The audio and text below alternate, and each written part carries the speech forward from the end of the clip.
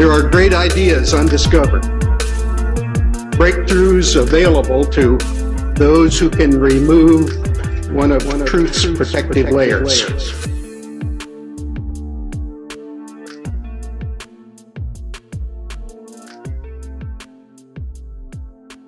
If you've got this gut-wrenching feeling that something big is about to happen, there's a reason.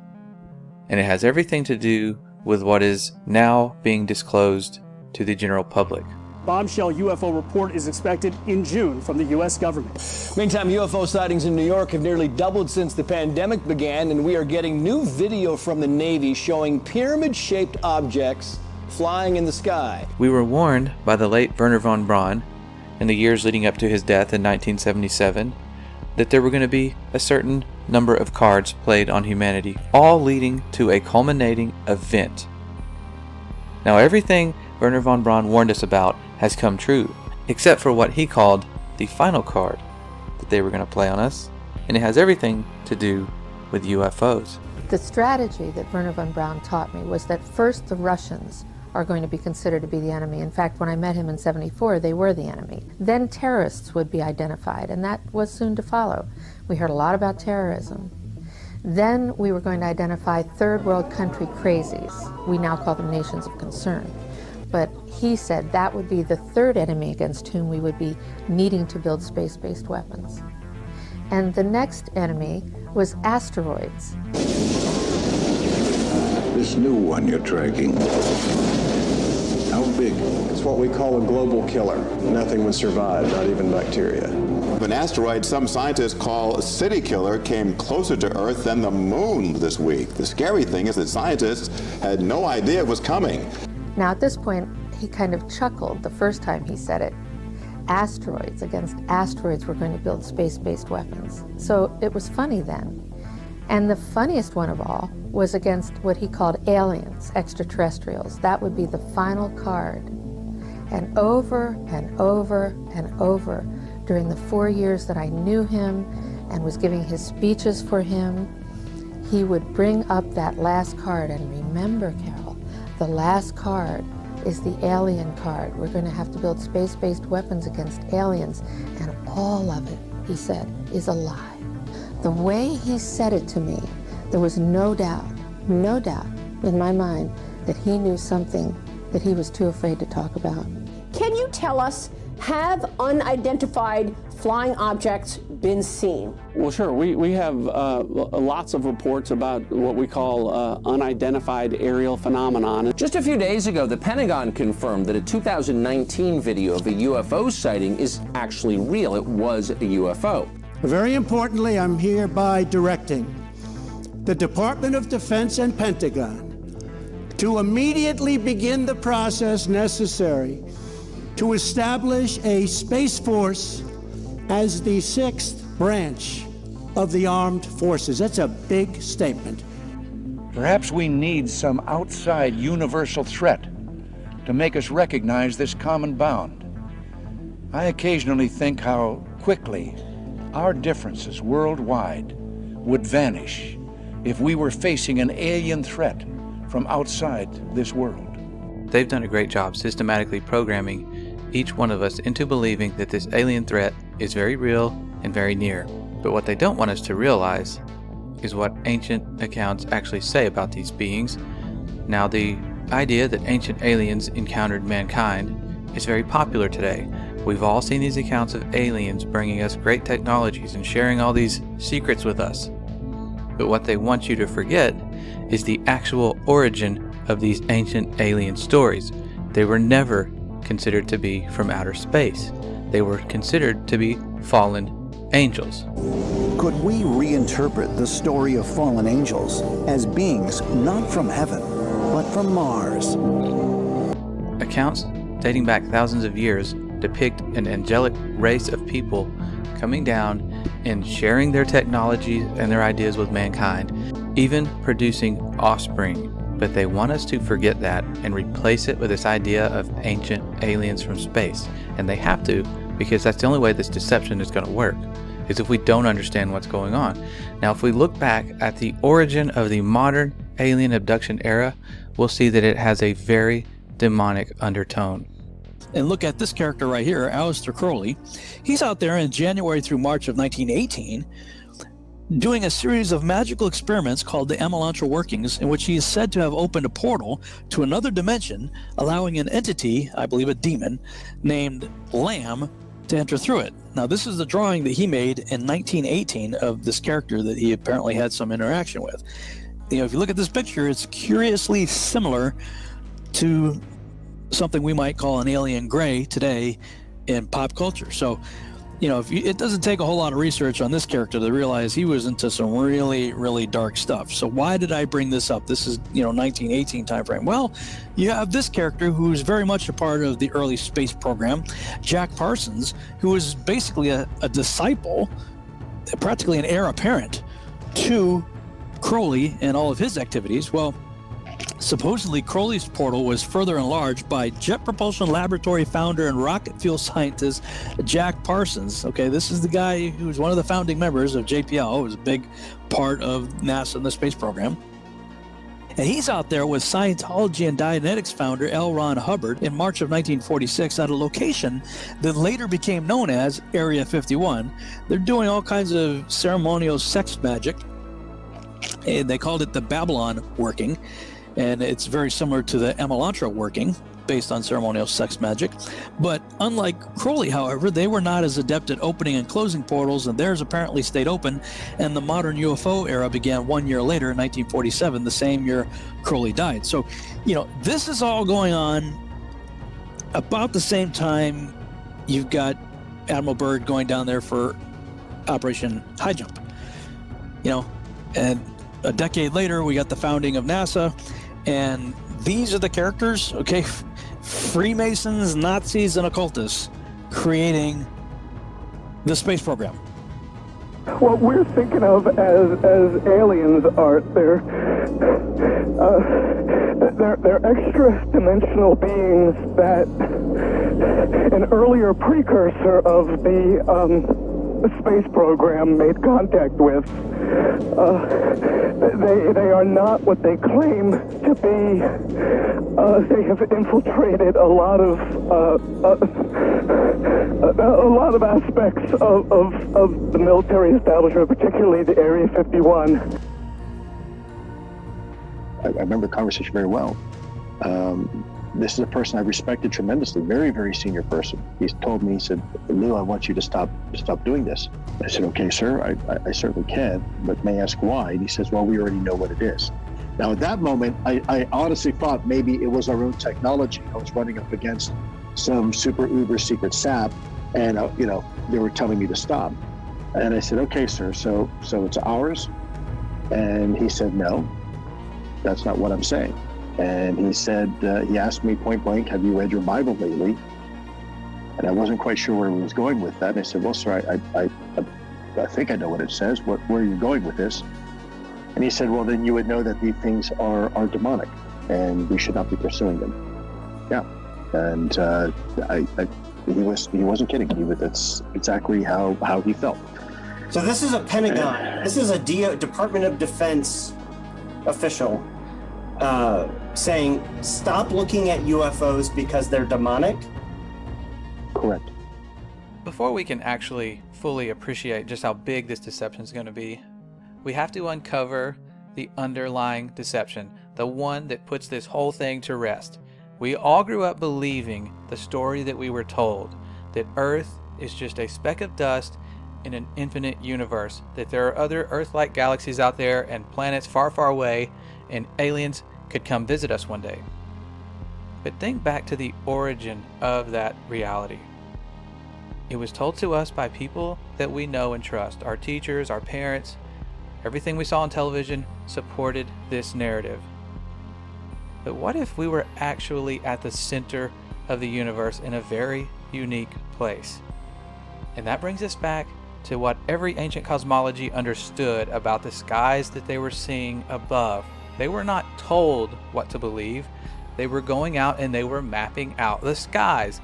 And every one of them came to the conclusion that these stars that were rotating above our heads were making their own orbits in a fixed way. They believed that the heavens above were unchanging. Now, they also believed the Earth wasn't spinning or moving. They believed it to be perfectly still. And if we go back to the Genesis accounts, we start to see that they had this idea that there was a vast solid covering known as the firmament. It was the second day of creation. That's when it was made. The entire second day was spent making this solid covering, and that's where the stars were said to be placed. And other ancient cosmologies outside the Bible had the same understanding that the stars were fixed and they would all continue to make the same predictable paths for thousands and thousands of years. Many of their ancient structures were built specifically to line up with constellations. And thousands of years later, here we are seeing these same structures line up with the constellations they lined up with when they were built. They were using the sky as this great timepiece above to keep track of the days, the weeks, the months, the years. And that's how they understood things to work, that the Earth was relatively flat, stationary, with a fixed, solid covering. Okay, now we were all taught in school that Christopher Columbus sailed in this big circle, and that proved once and for all that we live on a globe. But ancient maps, even after Columbus sailed his big circle, still showed that the Earth was flat and stationary, with Antarctica being the edge. And what we all considered as settled science, that hundreds of years we've just known that the Earth was a ball in infinite space, it was a highly debated issue until very recent history. And they were actually teaching the Earth was flat in schools as recently as the 1920s. We were just talking and I asked you what shape the Earth is, and what did you say? What were you taught in school when in elementary school? I was taught in school that the Earth was flat. And the first person to ever venture far enough up to see what the Earth looked like was a guy named Auguste Piccard. Most of us have never heard of this person because when he made it to the stratosphere, he said he saw what appeared to be a flat disk with an upturned edge. Now, after Auguste Piccard ventured to the stratosphere, we have the U.S. Air Force showing us the stars from space for the very first time. And when you look at what they showed us, what they actually saw, you begin to understand why the moon landings never had stars in the background, why they're not showing us stars from space anymore, because it's very difficult to pull this off. The sky is deep black. As you can see the stars. Oh, yeah. You know, and pretty much all the time you can see the stars. The sky, of course, was black. The heavens are 10 times as bright, stars 10 times as numerous. And we could not see stars. The thing about Carl Sagan, billions of billions, is that there really are billions and billions of stars, and you can see them. It's an unfathomable blackness, like with a texture you feel like you could stick your hand into. And that's when things start to get weird, because people have gone back and looked at declassified documents that for some reason keep mentioning a flat, non-rotating Earth. Over and over again, it's in their flight plans, it's in all their working models. This flat, stationary Earth repetitively keeps showing up. If it doesn't exist, there'd be absolutely no reason to base all of your science on it. Something else shows up. In the 50s, in Russia, they had documents describing the firmament. And deals.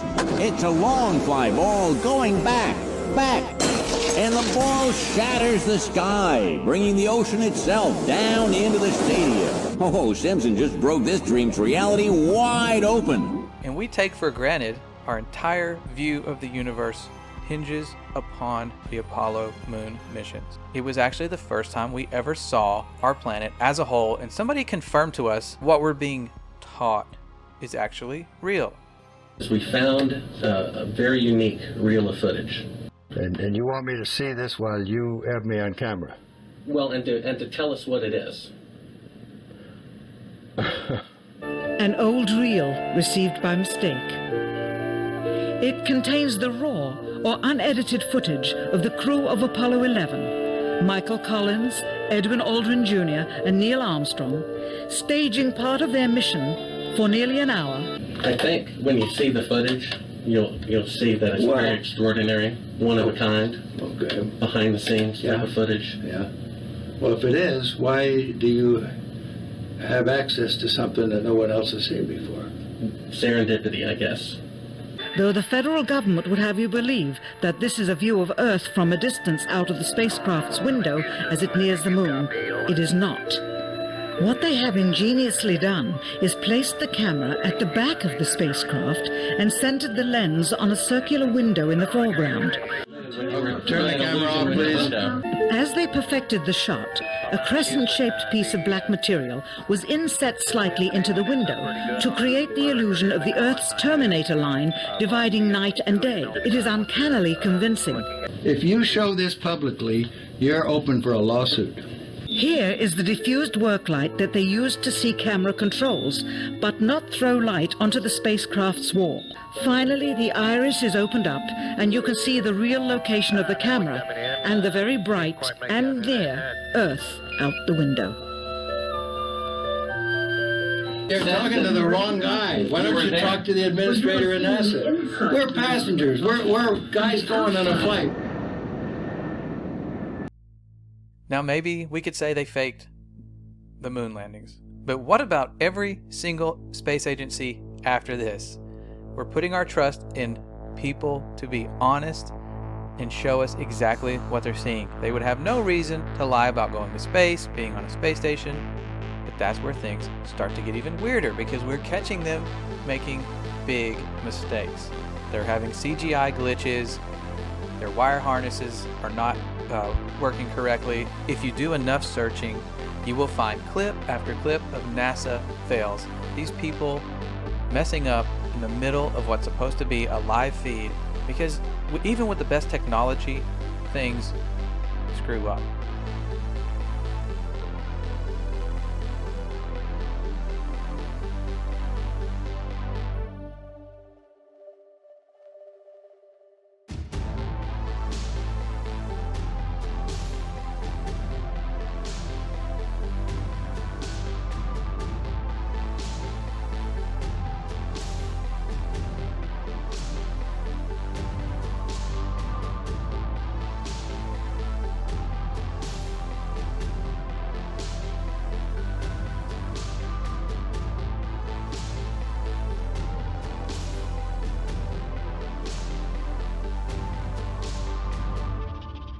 So many times during spacewalks outside the International Space Station, we can see air bubbles rising up. Can you touch on how there are air bubbles in space?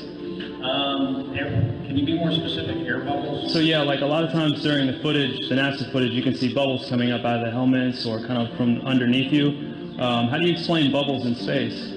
Yeah, I'm not sure exactly what you're talking about. Now sometimes you get water in the helmet, and it's either from sweat or from the cooling garments. And in some of my spacewalks, I had like water in the helmet, not like I was going to drown in the helmet, but just little bits of water.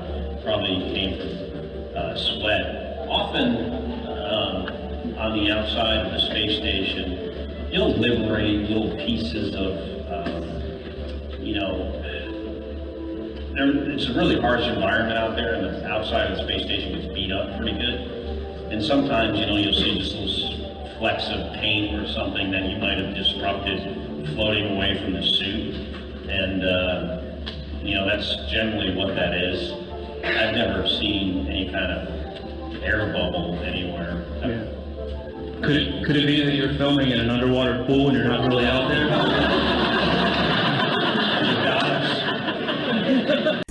Now, you and I could put this whole thing to rest ourselves by going to space. Civilians could go to space. They've been promising us this for years. We can just take a rocket and go to space, right? They are working on it as we speak. In a year's time. In the last few months. Early next year, very few months. Sometime next year. By the end of the year, we should be taking members of the public into space.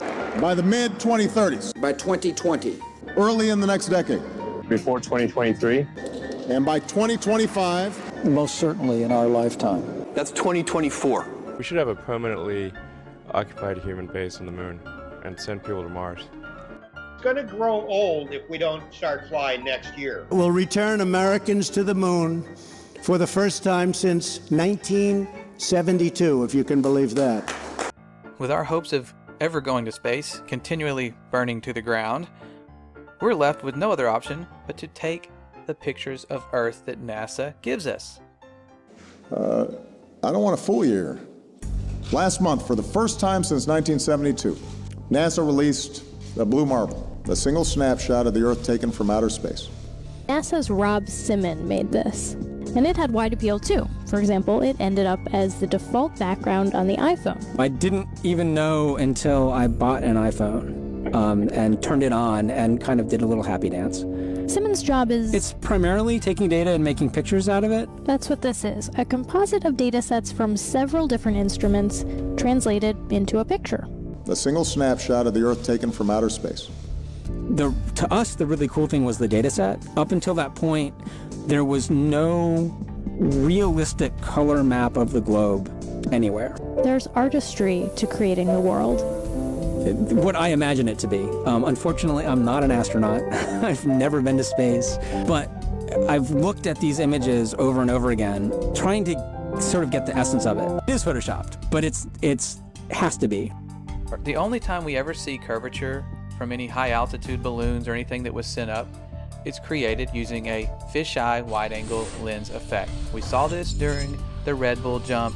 Anytime they send up something on television, you're going to see this curved horizon, but it's the result of this wide-angle lens.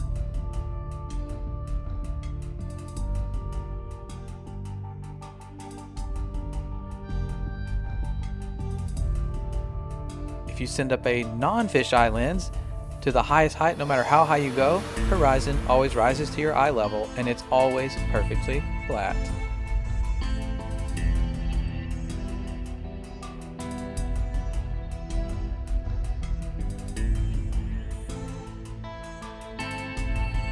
We could also go to satellite footage. After all, aren't there thousands of satellites orbiting the Earth right now? One would think. And yes, there are in fact satellites being sent up year after year. There have been for decades. The only problem is these satellites are launched on balloons, and they have been falling down all over the world. For a Michigan couple when a satellite crash landed in their backyard, and their reaction? Priceless.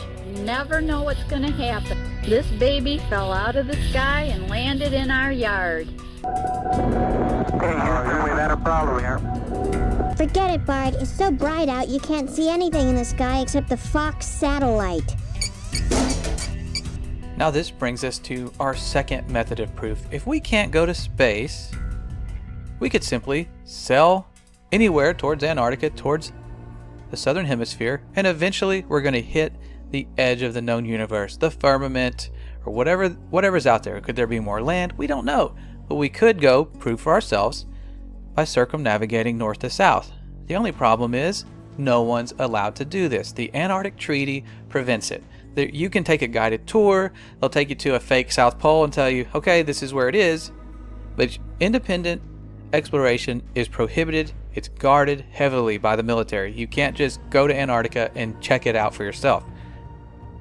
Antarctica has effectively been off limits since December of 1959, and this was signed into law and agreed upon by over 50 countries. That should raise a little bit of concern. Why would an icy continent be off limits? Well, that's something we may never find out. Admiral Richard Byrd, one of the first people to really explore Antarctica, came back making bizarre claims of resources and in a time when Antarctica would be highly sought after by other nations. He also talked about unexplored land beyond the South Pole. Admiral Byrd, you've been to both the North Pole and the South Pole. Is there any unexplored land left on this Earth that might appeal to adventurous young Americans? Yes, there is. And not up around the North Pole, because it's getting crowded up there now, because they find out it's really usable, not only to live in, but militarily. But strangely enough, there's left in the world today an area as big as the United States that's never been seen by a human being. And that's beyond the pole on the other side of the South Pole from Middle America. And I think it's quite astonishing that there should be an area as big as that unexplored. That's a tremendous So there's a lot of adventure left down at the bottom of the world. Well, Admiral, do you hope to see that? I do.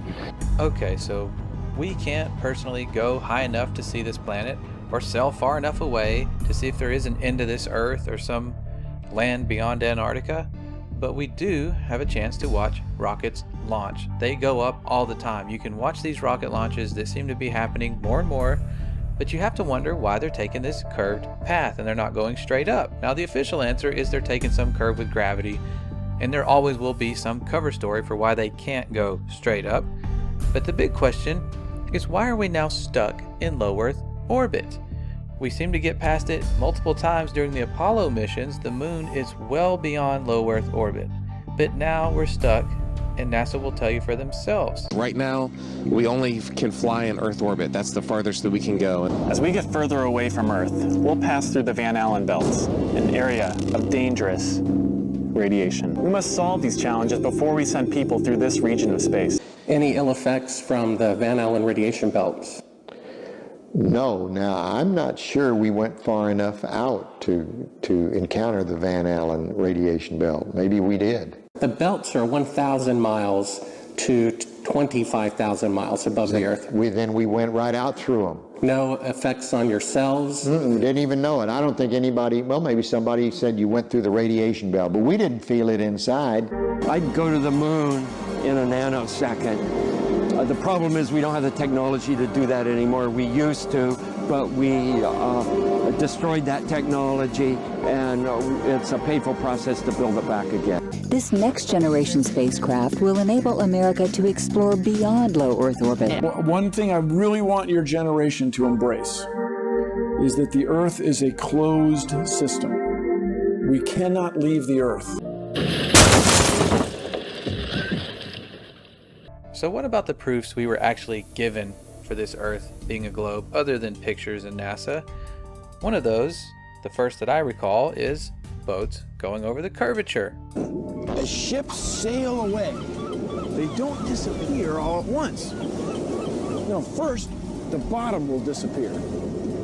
See, the bottom of the ship is gone. Now we can see midway up, and then the whole thing disappears. Now, ships came back. They didn't fall off a table. So people realized that the world is curved. I mean, it's a big curve, but it's curved. So, the process of testing claims, the world is flat, the world is round, is what we call science. Now, if you have a claim that can't be tested, that's what we call pseudoscience. The difference between pseudoscience and regular science is whether or not you can test it. The flat Earth, well, that didn't stand up to tests. The round Earth did. Extraordinary claims require extraordinary proof. The world is round. Now this seems legit. Boats do appear to disappear bottom up and go over a curvature at a pretty relatively short distance, which would make sense if the Earth is indeed a ball. The only problem with this theory is when you take a high zoom camera, a telescope, or something with high zoom capabilities, you can bring back a boat that has appeared to vanish. All right, we have optical limits to how far we can see certain objects. Not to mention atmospheric lensing. Your atmosphere will act like a lens. And you can test and repeat this on a very flat surface with a camera yourself. You will see objects appear optically to disappear bottom up, just like they're going over a curvature, but you can demonstrate this on a flat surface. It's testable and it's repeatable. Science. Another big proof we were given was our sun, which it does appear to be going over the curve of the Earth, and we're told that's because we're falling backwards because of our rotation as we orbit the sun. But once you realize the sun is a local light, it's the exact same size as our moon above. That's why they line up perfectly on an eclipse. It's not because of the coincidence that one's just 400 times larger but also 400 times farther away. It's a much closer light and it's much smaller. Now you would think, because of all the false models we're given of this flat Earth theory, that it would just always be daylight or you should always be able to see the sun. But it's much closer and much smaller, so when it moves away from your line of sight, it follows the known laws of perspective.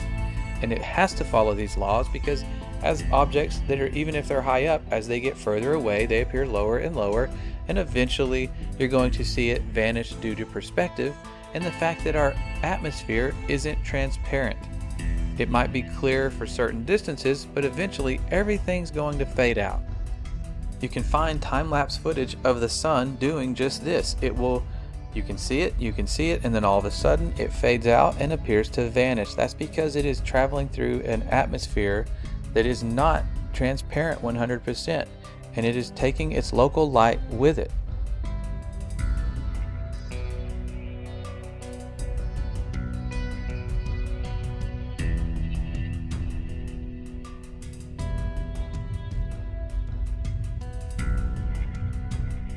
Perhaps the greatest trick of all was convincing us that we are simply another planet. We all learned the planets in school, we had songs, we built solar system models, and when we looked up and saw these lights in the sky, we assumed that we were simply a light in someone else's sky. It was a really good trick because that is the one that most people go to.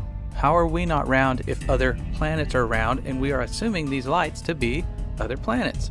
But when they send us these images of other planets, you have to read the fine print and wonder why they rely so heavily on CGI. Over the years, NASA has given us spectacular photos and renderings that reveal a colorful and mysterious universe. In a small, bright office, working side by side, Robert Hurt and Tim Pyle bring the universe to life. What we're doing does have real science underlying it. Tim, once a Hollywood animator, is now a planet illustrator. Together, they produce some of NASA's most popular images. And this is sort of how it comes to me. And then Many of those images have a dark, grainy start, but color and light reveal an astonishing glimpse of how the deepest regions of space might appear to the human eye. It's a delicate blend of imagination and data. The artists meet with NASA scientists over many drafts to ensure a planet or galaxy look lines up with the research to make each one as accurate as possible. I love the challenge. It's kind of like a puzzle to me of trying to create something that looks really cool within the restrictions that were given by the scientists. It can take days, even weeks, to produce just a single image. The dazzling final results, enough to keep us all dreaming of the final frontier for years to come.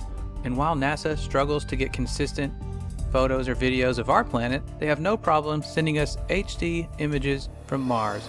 We're expected to just believe these are legitimate.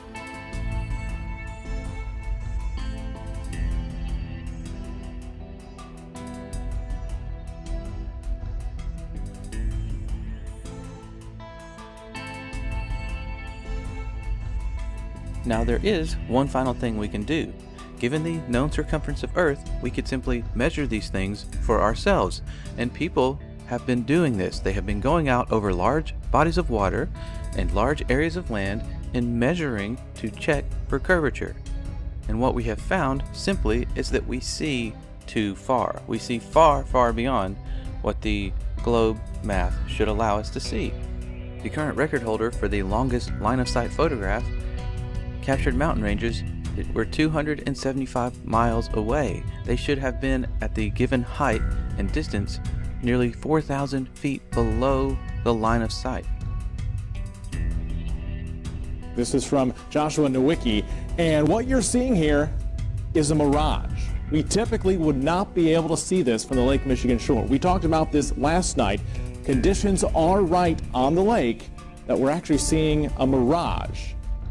As we find ourselves on an Earth much different than we ever imagined, it brings us back to this upcoming deception, this final card, and what it's truly all about. We are dealing with a huge, probably the most important deception on humanity. What I'm telling you is there's a cover-up about disinformation, and has been, by the top researchers that you people rely on to hear the truth from. Over the next 10 years, I have now worked with over 400 cases of people that have been able to stop the abduction experience in the name and authority of Jesus Christ. These are entities masquerading as high technological aliens, but they can be defeated by one name. And I saw 3 unclean spirits like frogs come out of the mouth of the dragon, and out of the mouth of the beast, and out of the mouth of the false prophet. For they are the spirits of devils, working miracles, which go forth unto the kings of the earth and of the whole world, to gather them to the battle of that great day of God Almighty. A new world order, a world where the rule of law not the law of the jungle, governs the conduct of nations. When we are successful, and we will be, we have a real chance at this new world order. The new world order. A new world order. A new world order. There's no way for us to know exactly where this alien deception is heading, but one thing is for sure, we are witnessing the fulfillment of prophecies in Scripture that told us we were going to eventually head to a one world government. A great deception is coming. We can count on it, and we have to return to the power of the one who put us here, the one who is going to have the final say.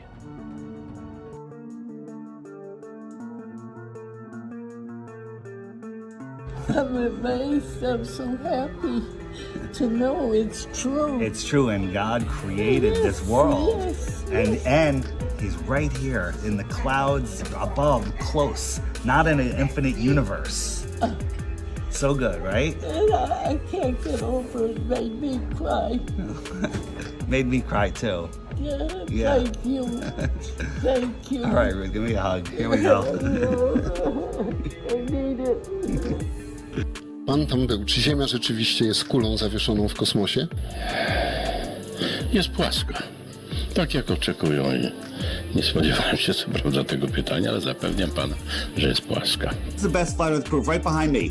This is what you have to believe in if you believe in the ball. You have to believe that you're spinning faster than the speed of sound, that you're orbiting 66,000 miles an hour, which you can't even fathom that speed, while you're chasing the sun at 500,000 miles an hour, while the whole system is moving sideways at 1.2 miles an hour, right? And all of this is happening, okay? And how it started to happen is ridiculous, but while all of that is happening, this happens. Okay? Oh, dude, you got some great images. I love it. He came prepared. This is the Earth. This is water at large bodies of water at rest lay flat.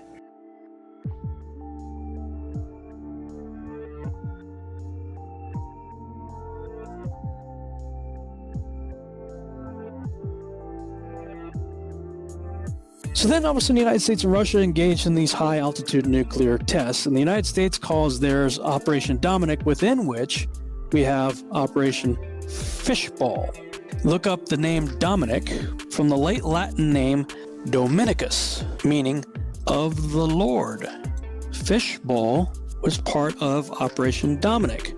It looks like they are sending high altitude nuclear bombs to test the fishbowl of the Lord, i.e. the firmament.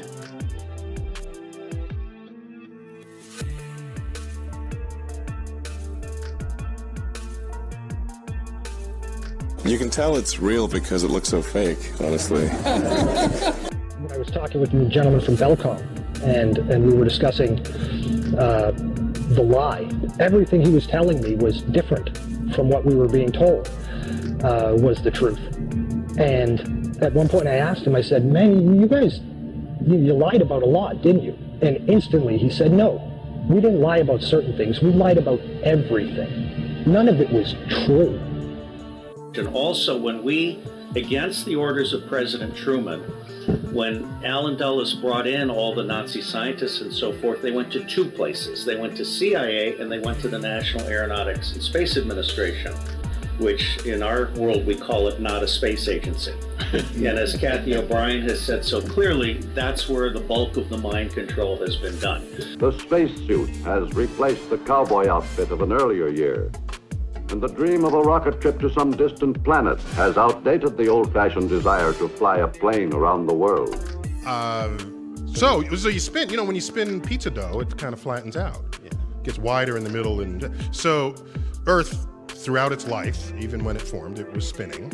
And it got a little wider at the equator than it does at the poles. So it's not actually a sphere, it's oblate. And officially it's an oblate spheroid. That's what we call it. But not only that, it's slightly wider below the equator than above the equator. A little chubbier. A little chubbier. Yeah. Chubby's a good word. It's like pear-shaped. Check this out. This is from Taiwan to Los Angeles, and Hawaii's out there kind of in the middle. Right about here, there was a medical emergency. Where would you land if you were the pilot? Hawaii. Right, or maybe go to Los Angeles. Instead, they went all the way up to Alaska. What? Why did they go to Alaska? The answer is because this is the route. Taiwan, Oh, shit. emergency, Alaska. Hawaii is all the way out here. This is the actual route that they take. He has called them the Galactic Federation of Aliens, and he says President Trump is aware of the existence of these aliens and had been on the verge of revealing their secrets, he claims, but was asked not to do so by the Federation in order to prevent what he calls mass hysteria. Well, the retired general says the US and Israel have kept it from the public because, quotes, humanity isn't ready and the aliens don't want to reveal themselves until humanity can evolve, he says, and understand what space really is. Because space is the world's newest warfighting domain. Space is a warfighting domain. The next warfighting domain. Space is a warfighting domain.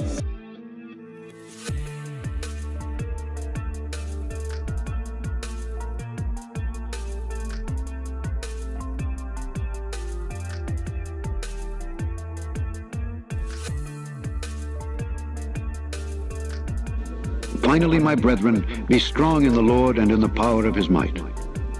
Put on the whole armor of God, that ye may be able to stand against the wiles of the devil. For we wrestle not against flesh and blood, but against principalities, against powers, against the rulers of the darkness of this world, against spiritual wickedness in high places.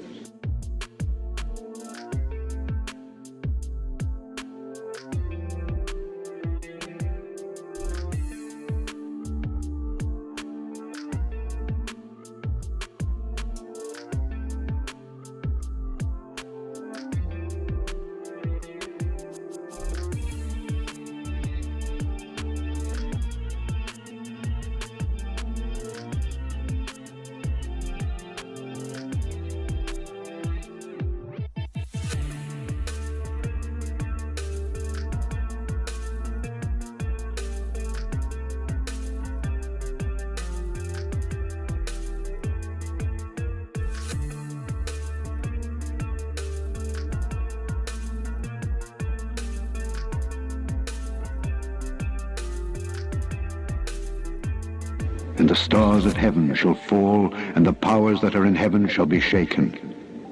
And then shall they see the Son of Man coming in the clouds with great power and glory. And then shall he send his angels, and shall gather together his elect from the four winds, from the uttermost part of the earth to the uttermost part of heaven.